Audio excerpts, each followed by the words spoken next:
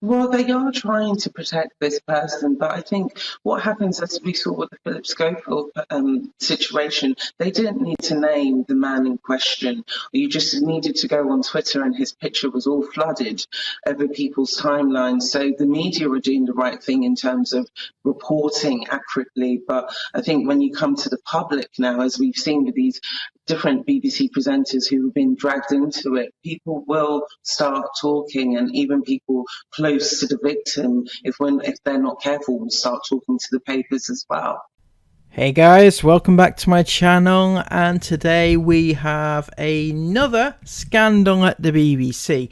Now, what did we not need, having just come down from all the hoopla surrounding Philip Schofield and everything that went with that? What did we not need was yet another high profile TV presenter scandal involving minors. Yep, and that's what we have right now. So if you haven't heard, somebody at the BBC, a very well-known presenter, high-profile presenter, has been accused of extorting explicit images from a child under the age of 18. So I'm going to refer us now to the Sun newspaper, because as much as I despise them, it was them that broke the original story, so I'm going to allow them to have their tuppence worth in the limelight. Appalling abuse. I liked seeing top BBC star on TV until my child showed me pictures of him on his sofa in his pants. The BBC presenter at the centre of a sex picture scandal stripped to his underpants for a video call, the alleged victim's mother claimed yesterday.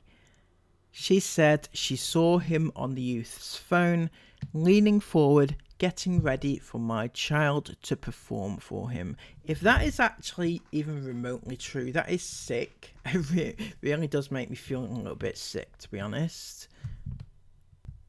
The Sun's bombshell claims, why do they refer to themselves in the third person? And, it's weird, right?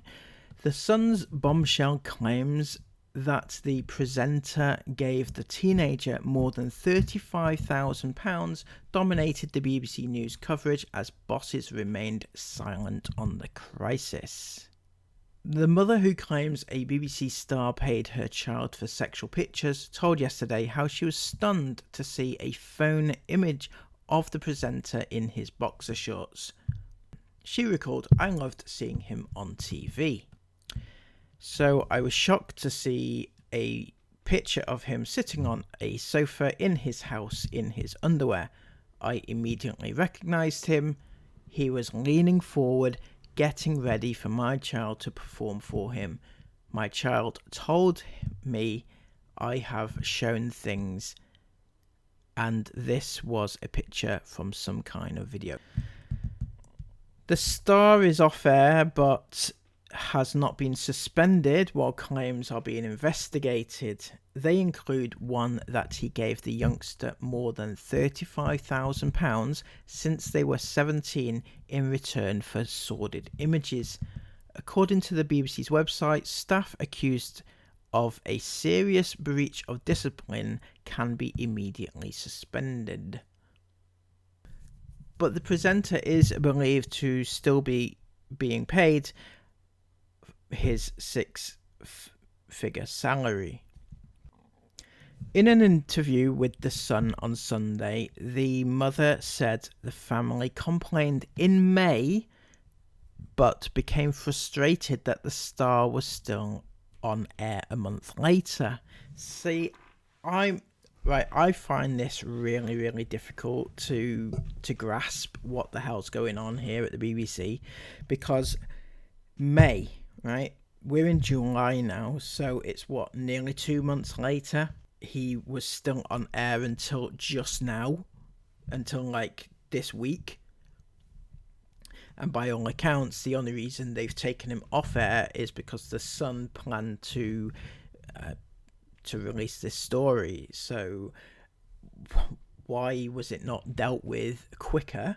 And by all accounts, they had proof actual evidence proof. I mean, I'm not talking about the money which exchanged hands. £35,000. He must be being paid a lot of money to be able to afford that sort of level of bits here, bits there, £5,000 here, £1,000 there. It's it's a lot of money, isn't it?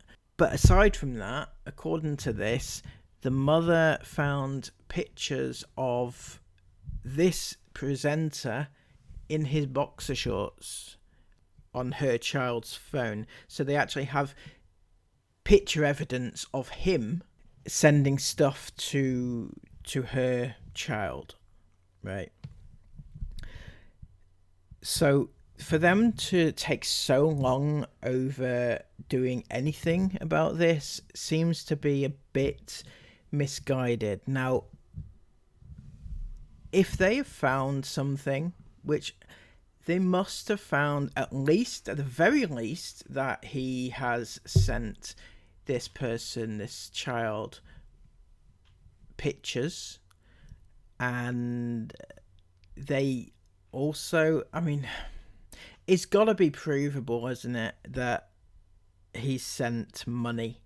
They have receipts, presumably, that he sent money. It'll be in his name, and it's to the child. So it feels very, very icky in the sense of why the BBC has not gone and done something quicker than this, and basically being railroaded into actually taking action now.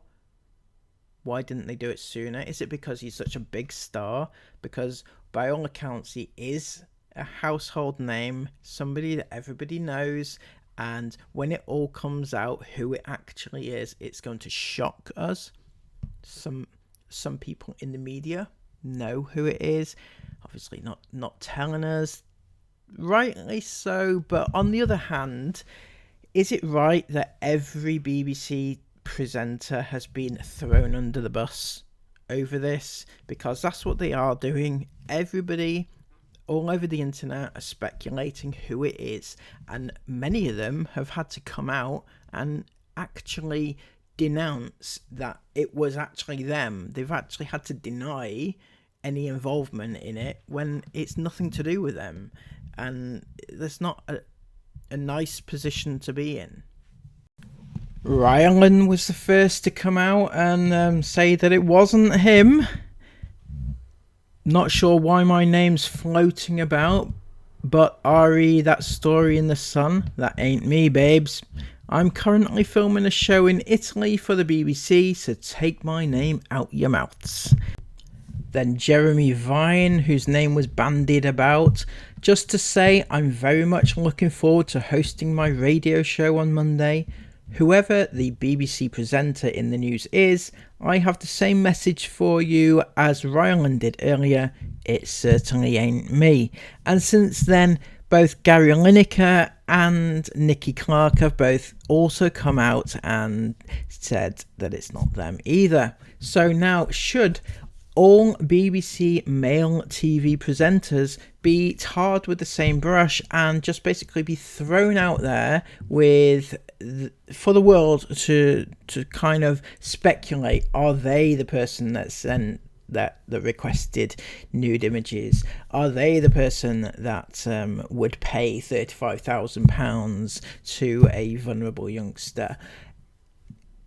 Is that right? Or should the BBC just come out and put a stop to this and protect all their presenters, because they're all under contract and employed by the BBC, and yet they are all being thrown out there as possible, perverts. So the problem here now is that the BBC have to act and act quickly, and what they do from here is going to reflect very much on how they are perceived. Well, I don't think they're not winning any awards anytime soon for public perception, just based on what I've seen and read about. So what is the next steps to remove the presenter in question from the public eye, which they've just done now, but they're not going to say who it is until they've done their investigation, which they should have done already. Now, I'm all for getting a thorough investigation done properly, right? Just because an allegation is made doesn't necessarily always mean that it's true, okay? I absolutely believe that, and I believe that everybody deserves a fair hearing and a fair trial.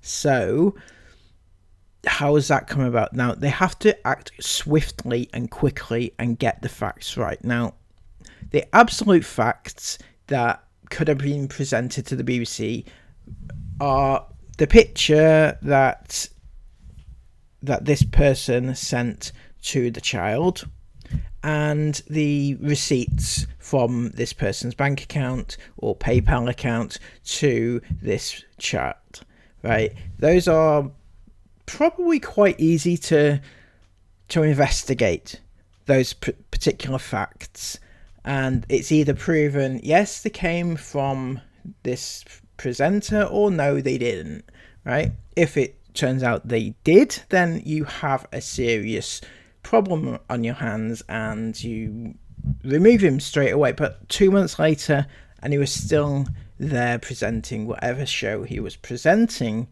and not doing anything.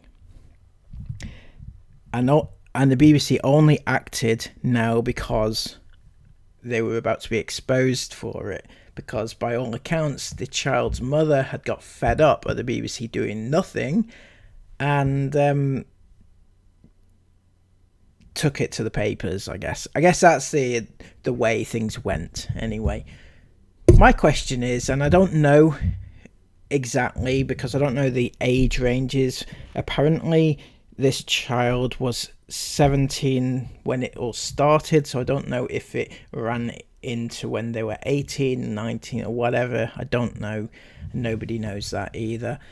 So I don't know if there was any illegal necessarily activities.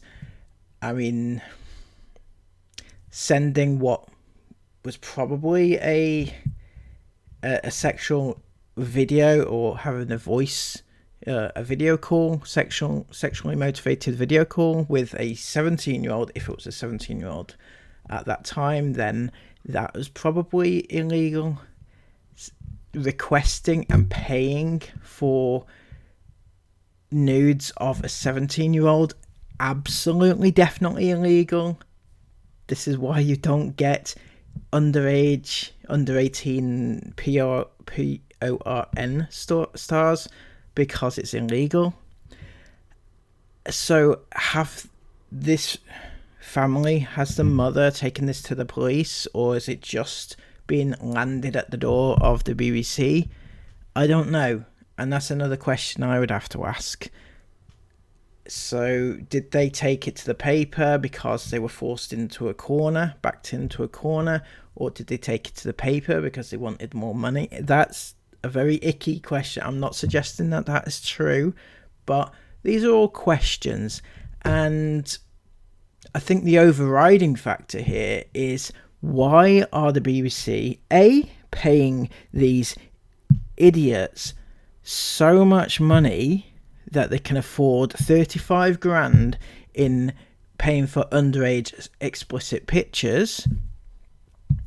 And secondly, why are they allowing this to go? I mean, we need this to stop. We've had Philip Schofield recently, and prior to that, we've had obviously the much larger scales of Jimmy Savile and everything like that. And this just keeps going on and on and on, and it's too much. There needs to be a point where we just draw a line in everything. Do the BBC have a place in modern society? I mean, who actually watches the BBC these days? Seriously? I mean, the TV license fee is another question, another issue altogether, but do they provide any value?